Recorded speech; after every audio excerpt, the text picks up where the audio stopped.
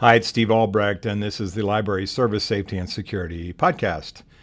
Thanks for joining me for this half hour. This podcast is sponsored by Library 2.0 and produced by the founder of Library 2.0, Steve Hargadon.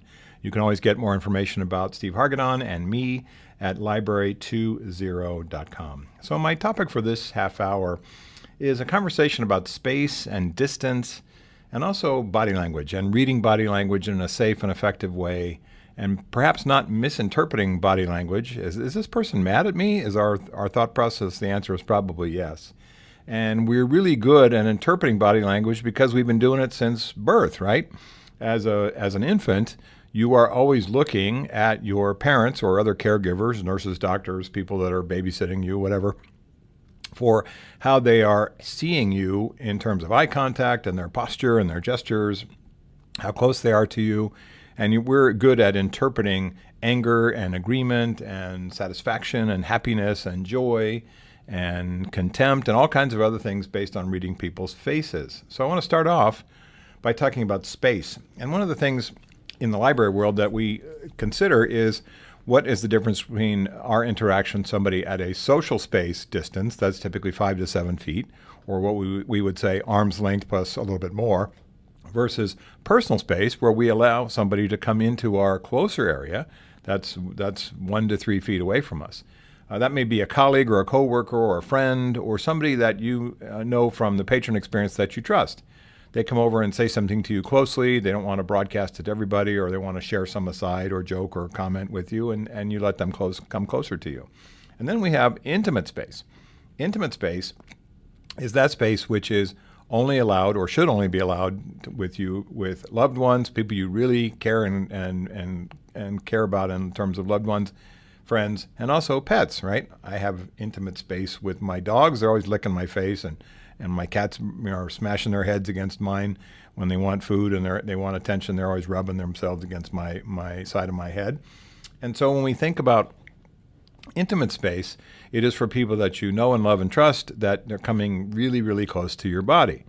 Social space is the normal area where we want people to be. And here's one of the issues that I've seen a lot in my work in healthcare violence and healthcare violence prevention, which is a lot of rage and anger and threats and assaults and physical contact with nursing staff or hospital staff, especially ER staff, or medical providers like doctors. It comes at when they are working with people in that intimate space, meaning there's an invasiveness to the medical procedure. They're poking somebody in the ear or the eye or the nose or other body parts, or they're inflicting what this person believes to be pain. There's some kind of pressure pain situation where there's some kind of device or catheter or something like that is being inserted, where this is an intimate space area. Unfortunately, people in healthcare have to work in intimate space. That's just required. And so there are people that do not respond well to that type of intrusion, even though it has a normal, reasonable, healthcare-related process attached to it. So when you think about space violators, people that come into your personal space, they may do it intentionally. They may do it accidentally. They may do it with an aggression or a bulliness or a kind of an over-the-top intrusion attached to it. Other times they just do it accidentally because maybe it's a cultural thing for them. Closeness means trust, or they just don't recognize, based on not having good social skills or reading the social situation, that too close is too close. It's okay to take back the space that you need. It's okay to step back and go, I need a little bit of room. I'm sorry, what were you saying? Go ahead. And you're not apologizing for stepping back. You're simply saying, what were you saying? Go ahead again. I just need a little bit of room. Let's start this conversation over again, is what you're trying to say to this person by giving me a little bit of space. Most of my experience in terms of the safety and security world has been with intentional space violators, people who try to bully or intimidate or come forward and violate your space and come too close to you, even make physical contact with you. Sometimes they'll turn that into, it was your fault, you bumped into them, or somehow they'll turn it into that you intentionally enraged them or made them angry, and therefore it's okay for them to do that, and of course it is not. So I like space around myself. I have a good spatial intelligence. I don't bump into people. People bump into me, airports and crowded streets and concerts and places like that, ball games. But I don't bump into other people because I'm always paying attention to my space. And so when I think about the people around you, you have a a sense of how much you want to tolerate in terms of who comes close to you and how close they get to you and what the previous relationship is, if any. They're strangers to you, or you have a passing acquaintance with them and you feel trustworthy to them, or their colleagues or their friends or their family members or people that you know and love and trust. And so when I look at the space issue, it is really connected, especially to reading body language and what we're going to talk about here, both positively and negatively, because the signals that people give off when they want to approach you in a positive way are way different than the signals that they give off when they want to approach you and violate your space or come into your space in a negative way. So we'll look at that. So I talk about proxemics, proximity, closeness, right? We all have what psychologists and people that study this stuff called a proxemic bubble or a proxemic space around us, which is how much we will tolerate. It could be a cultural thing, could be an age thing, could be a sense of bad experiences where people have come too close to you, and so you're a little bit more cautious about space. I find in my own personal experience that introverts and extroverts perhaps have a little bit difference in terms of space and what they allow. My extrovert friends are kind of move closer. They are enthusiastic. They want to talk to you about stuff. My introvert friends tend to stay back, and I'm in the introvert category, so I have a tendency to stay back until I get the right social signals from somebody to come forward. So you may get a sense of dealing with a patron that they're highly extroverted, they're enthusiastic, they have this excitement about talking to you about something. That's just their personality. They don't mean anything by it. We have other situations where we can look at another driver of body language is eye contact. And so the same issue with space being a cultural thing. In some cultures, especially Western culture, eye contact is typically respectful and seen as positive. In Eastern cultures, sometimes eye contact, and this varies, eye contact is a respectful thing, so looking away from an authority figure, a teacher, a doctor, maybe somebody in the library who's in a leadership position or is perceived as a boss.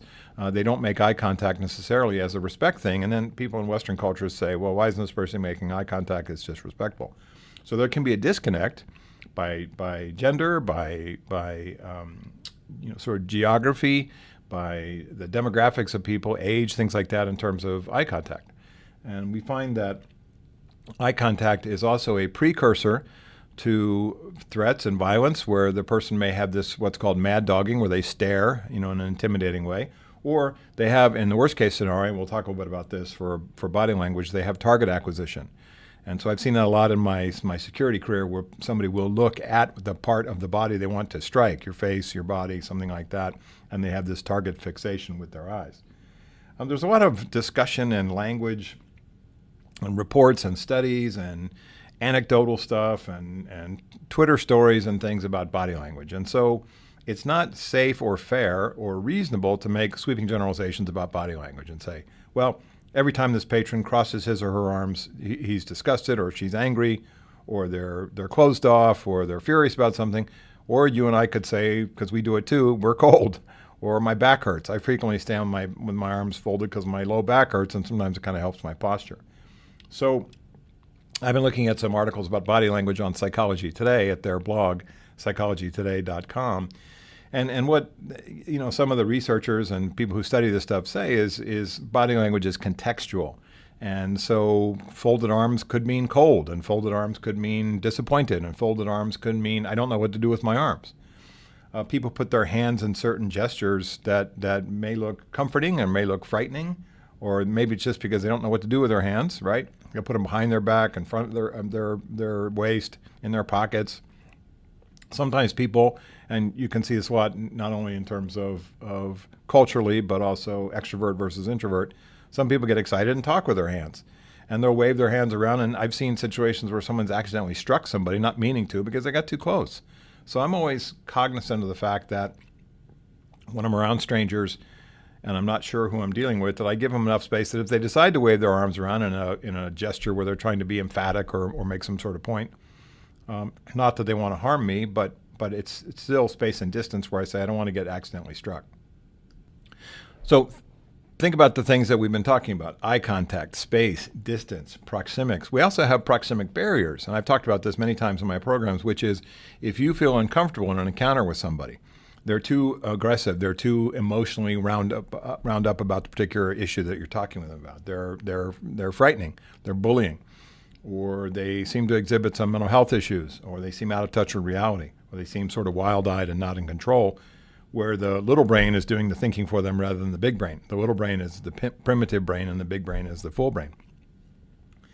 Is that we use proxemic barriers, and then there's lots of them in the library. And it doesn't mean that you are afraid of people and that you dive behind something for cover, but you say, maybe in this situation I stay at the counter, and this person's across the counter from me. Maybe I don't move out from the counter, or I don't get up from my chair behind the counter until it seems like the emotional temperature is down.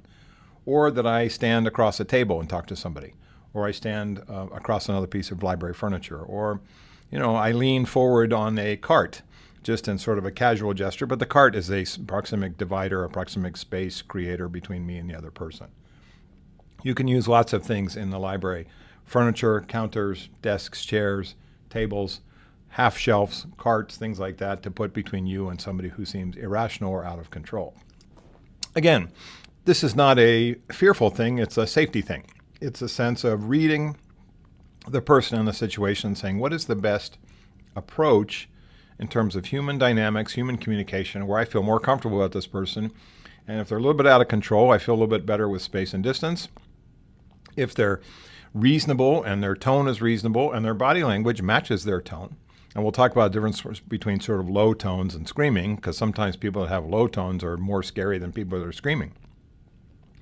The person that says, okay, I'm not done with this, you haven't seen the last of me, and then walks out, that's a little disturbing, isn't it?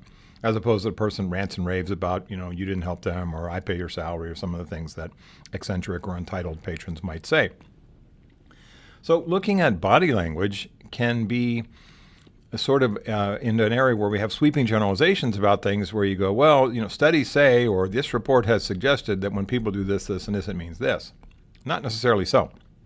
Again, I've been looking at these psychologytoday.com blogs about this with people that study this stuff, and they say it's all about context, and it's all about interpretation, and it's all about gender or demographics or age or cultural differences, and it's also about sometimes making a sweeping generalization that's not actually true, or making a value judgment about someone's behavior that's not actually true. Now, let's switch over to the other side of that, which is if your intuition says, this person seems mad at me, stick with your intuition. If your intuition says, this person seems reasonable, then your intuition is probably correct. Because we know danger signals, we can hear them in the person's tone, we can read that person's face, we can read their eyes, we can read their movements as being aggressive or passive or supportive or friendly or unfriendly. And so think about how you perceive somebody when you're talking to them, where you're having a routine, normal, casual conversation. For the most part, it is positive and non-threatening from start to finish. You see smiles, and you smile back. You see them nod in agreement when you help them or make a point or clarify something for them or answer a question where they nod in agreement. That's what folks do when they communicate. They nod on both sides once it sounds like things are going in the way that they anticipate a positive solution. They may, in some situations, have a hand gesture where their palms are down or at their sides or open and kind of up. They may be holding something, their phone or paperwork or whatever, but their hands are not in any kind of threatening posture. They're not fists, obviously, or they're not behind their back in kind of an aggressive way where they're flexing their fists. Their tone tends to be even and even neutral, meaning that it's not high or low, it's not over the top, it's just positive, normal tone and level of conversation that people have. It's not so low that it's disturbing, and it's not so high that they're screaming. They make careful eye contact, and you make careful eye contact. What's what we call hooking. Hooking is where you look at the person's eyes and then maybe you look away quickly, or you look at their eyes for a little bit, or you focus on some other part of their face and then you look away. You don't stare at them. We see this concept called mad dogging, where someone says, what are you looking at? What are you staring at? What do you want? Which is they raise the emotional temperature when they believe the other person is staring at them too hard, too long. This is kind of an animal kingdom thing. We see this with animals in the wild, dogs and cats at my house, where sometimes I can see too much staring is going to lead to a big furry mix-up with my dogs and cats mix it up with each other. or cat to cat and dog to dog because they're angry about food or treats or space or petting or whatever it happens to be. So when you look at eye contact as a kind of a volume knob, you can say, I can use careful eye contact with people that are upset. I can use careful eye contact with people who seem to be really frustrated or irritated in a way that seems connected and supportive, but it's not staring at them. And it doesn't make them feel intimidated by that process. So that hooking eye contact. The other thing we see in people that are reasonable and cooperative and calm is calm breathing. And calm breathing is not huffing and puffing as, like a train engine, and it's not red-faced and angry because they're short of breath, and it's not huffing and puffing in such a loud, angry way that you hear them breathing. They become hoarse with their breathing because it's so rapid and distressed. Their breathing is calm. Their movements in their breathing is reasonable. The other thing I see with people that are reasonable is they stand still. They don't shift from foot to foot. They don't rant and walk around the room. They don't move around and flex their fist or do anything that suggests agitation. When you see people that are comfortable in their own skin and comfortable talking to you, they stand there.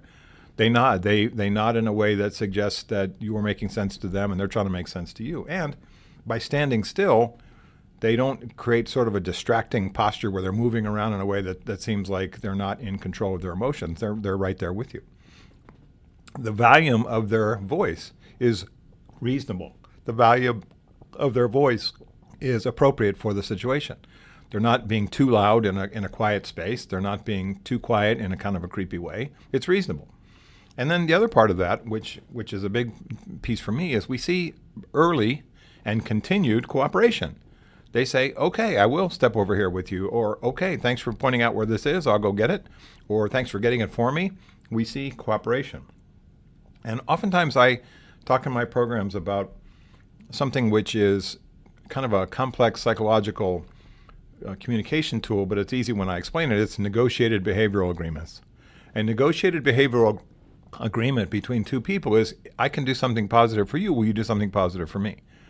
If I can help you with that information, will that satisfy you and will you be okay with it? Most people are like, yeah. If I can ask you to wait for me while I do my job and you are okay with that, then that's another part of a negotiated behavioral agreement. We also use negotiated behavioral agreements in situations where the person is doing something you don't want them to do. I will say, I can't help you if you curse at me. So what I'm saying is stop cursing and I can help you. If you continue to curse, I'm going to disengage. And obviously, I can't help you if you threaten me, and I won't. I'm going to disengage immediately, up to and including getting help or calling the PD or the sheriff if it's a threatening situation. But sometimes I think it's valuable to put people on notice about their behavior and conduct and body language and tone and language in situations where you have to set boundaries. I can't help you if you ask me those kind of personal questions. I won't. I have to go step over and help somebody else or go do another part of my job. And so that we set boundaries.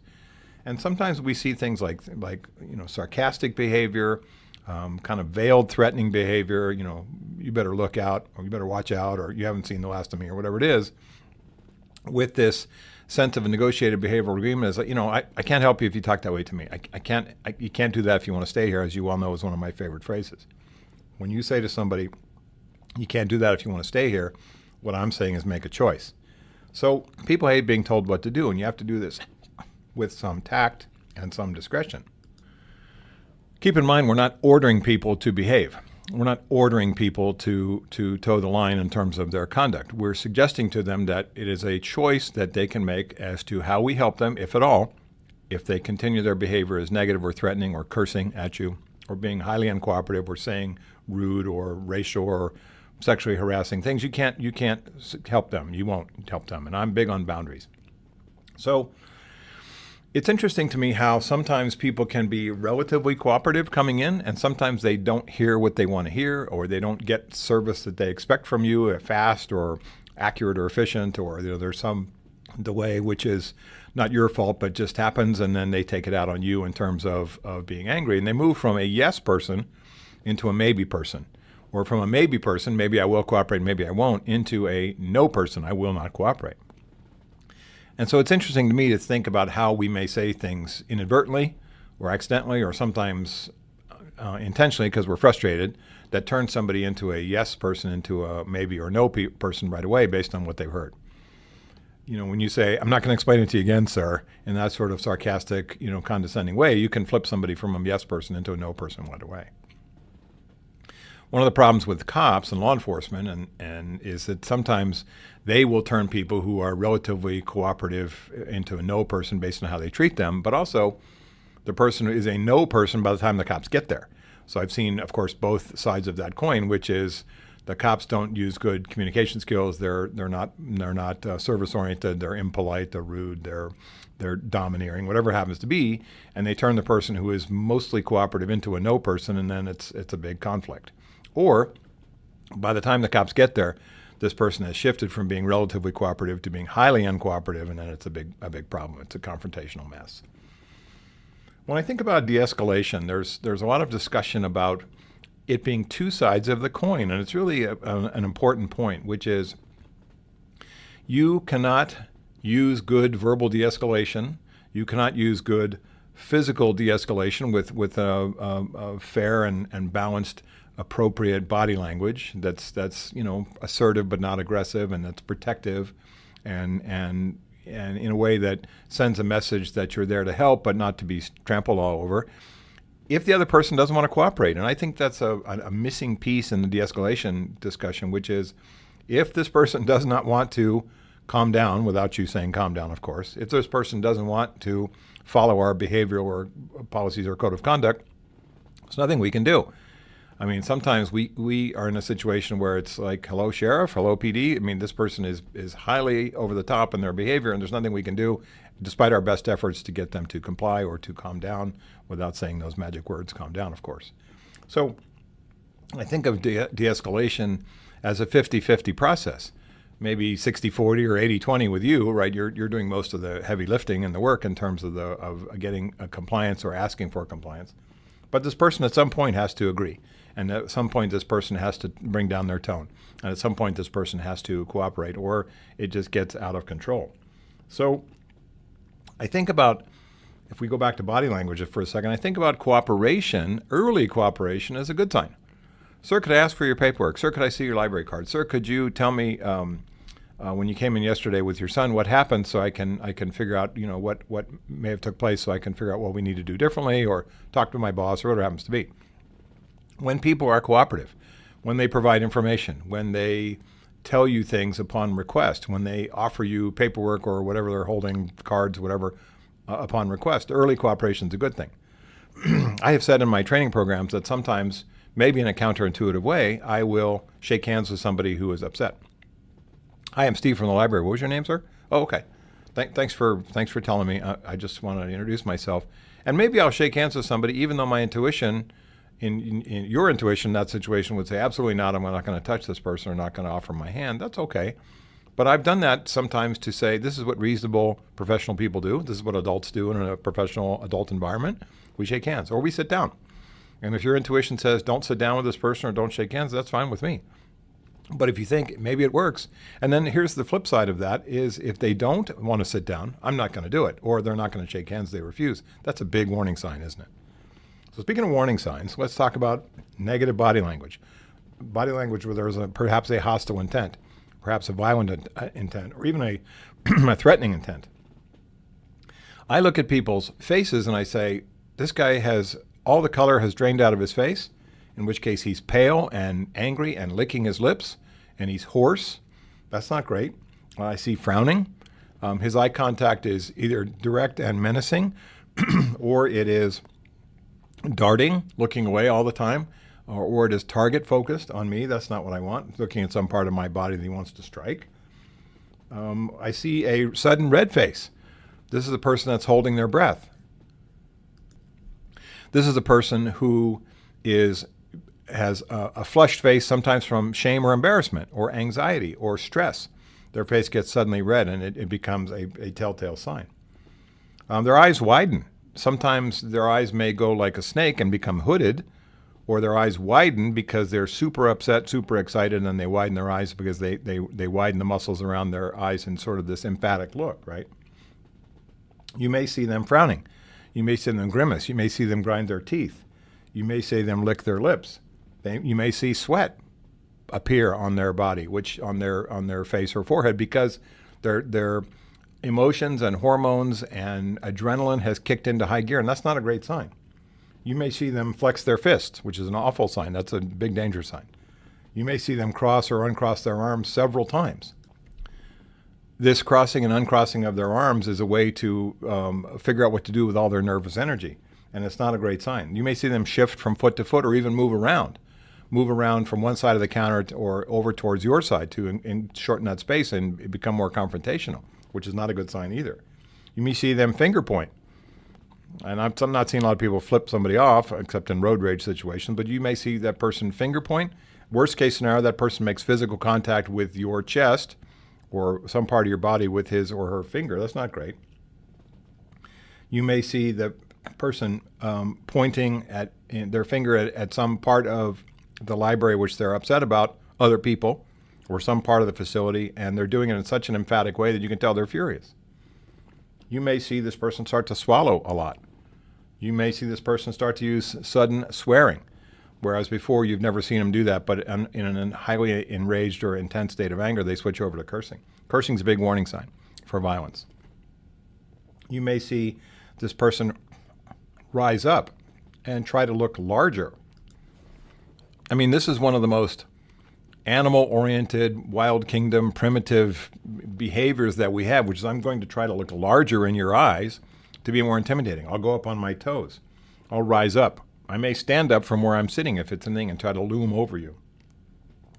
They may be on the verge of tears, and this is common, men and women, when somebody is so frustrated, so angry, so stressed, so anxious, so fearful inside about the situation that they're on the verge of tears. And that's really a big warning sign for lashing out as well, because they're at kind of a last resort where they feel like crying, and which, obviously men don't like to do, or women, but really men don't like to do in a public way in front of other people. So then we look at the really high risk behavioral issues for body language, like pounding on the counter or pounding on a table or shouting, not just being angry with a loud tone, but just screaming at people. They may kick objects, kick furniture, kick chairs, things like that. They move from really loud to really quiet, which is a concern for me. They go from kind of howling behavior to hunting behavior. We may see this targeted focus, which is they look at some part of your body that they want to hurt, but also then we see something that is called the 1,000-yard stare. The 1,000-yard stare is this person sort of blanks out, and in that point, sometimes a couple of bad things are happening. One is the primitive brain is taking over, the little brain, the forebrain or the lizard brain is taking over, or they have made a decision to lash out with physical violence. So when we see these things, these negative, hostile, threatening type of body language behaviors, movement, tone, space, use of their body, and fists and pounding and kicking and things like that, these are huge warning signs. Don't misread these. So if your intuition says, I need to disengage, get out of here, that's what you need to do. I need to get a colleague over here to watch my back, or for us to kind of double up on our protection of each other, that's what you need to do. If you say, I need to go to a safe place and call the PD or security if we have that function, that's what you need to do. Because sometimes when we look at these situations in the aftermath, you go, boy, I missed some of the signs. I thought the guy was just a little bit upset, and turns out he was furious. I missed some of the signs. Turns out this woman was highly agitated, and so much so that she used violence to make her point, and I missed some of the warning signs. Or, more accurately, you saw the warning signs, but we do something as human beings, which is we rationalize irrational behavior. We say stuff like, well, he can't be that mad, or she's not that upset, really. Maybe I'm misinterpreting, and it turns out you're not misinterpreting. So think about what we have talked about many times in my training programs, which is the importance and value of intuition. And so your intuition tells you what somebody's all about. Animals use it all the time. They're drinking at the pond in the forest, and they hear crunching in the grass behind them. They don't keep drinking. They go, what's that? I either need to get out of here or prepare to defend myself. So when I look at my own dogs and my cats, right, they hear some kind of sound outside, their ears perk up, they start barking, or they run away, or they run towards what it is as a big pack. I have 6 of them, and they stare at the door and start barking and carrying on. And I go, it's probably nothing, and I go back to watching TV or reading my book. I don't do that. I get up and I go see what the issue is. Now, it could be nothing. It could be something. But when you get early signals about body language to your own intuition, or you are working with a colleague who wants to disengage because they are afraid. And that's reasonable as well, because everybody is not afraid of the same thing. And we don't all have to be afraid in order to call the PD or security or the sheriff or get some more help. One or two signs and symptoms and behaviors that a reasonable person would interpret as bad body language and potentially threatening or dangerous or violent response by this person is enough. We don't need a perfect, 100 out of 100 on the test score to say this is a concern for us. So all this goes back to what do we do? One thing that we do is we don't agitate people in the service experience. We try not to agitate patrons. Now, sometimes we have to tell them bad news. Sometimes we have to tell them no. Sometimes if you're still collecting fines at your library, you have bad news there. You can't check these books out until you pay your fines. Sometimes it's just the fact that they have come into our situation already angry at somebody else or something. And you know this as well as me. A lot of people are carrying around a lot of baggage and traumas and exposures to bad things that made them fearful and anxious and stressed before they even get to you. And there are lots of situations in life where you become that straw that breaks the camel's back in terms of their furiousness or their anger.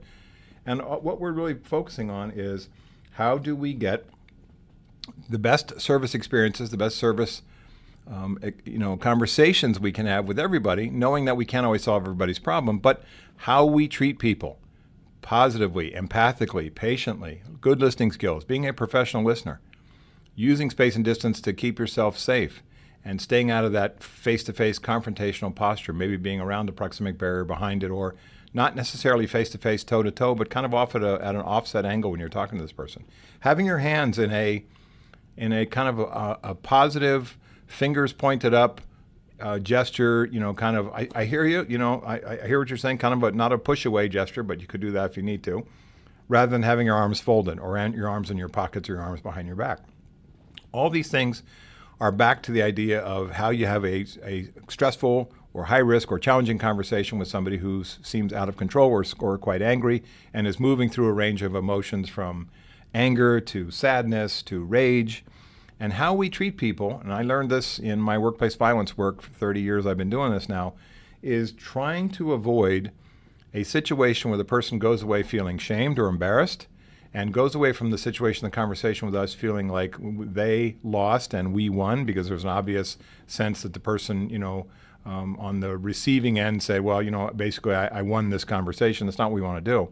And that also how we treat people positively, empathically, patiently, even when they're impatient, with empathy, even though they're not empathetic back to us, carefully, and by being as polite and supportive and neutral as possible, is that we are trying to avoid the biggest risk factor for workplace violence and people lashing out that I've seen in my career, which is the desire for revenge. The desire for revenge says, you shamed me, you hurt me, you embarrassed me in front of others, you did something that made me feel less of a person, and I want to lash out because I feel, the primitive part of my brain is telling me what to do, and that says lash out in a way that says I need to pay you back for making me feel bad. How we avoid that is professional service and professional listening skills and empathy and patience, even when people are not. So thanks for listening to this episode of the Library Service Safety and Security Podcast. I am Steve Albrecht. I am thankful and grateful to the support and help of my producer, Steve Harganon. And for more information about Steve Harganon and the work that I do for Library 2.0, see www.library20.com.